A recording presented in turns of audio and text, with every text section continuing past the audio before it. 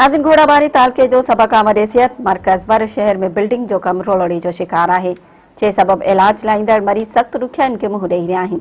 उन हवाले सां ॾिसूं था ग़ुलाम हैदर खट्टी जी ही रिपोर्ट। अॼु मौजूद आहियूं घोड़ाबारी जे मरकज़ी शहर वर शहर में।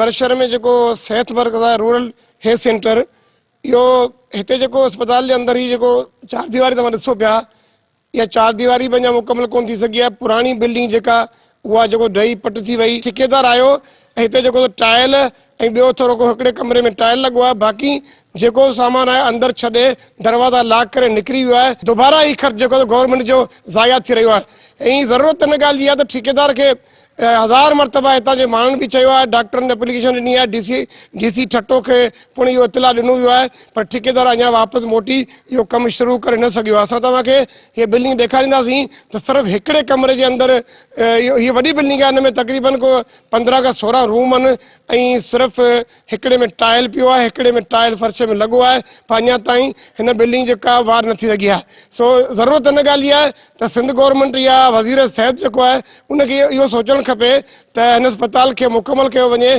कैमरामैन कृष्णा चौहान सां गॾु आऊं या ग़ुलाम हैदर खट्टी, मेहरान टीवी न्यूज़, घोड़ाबारी।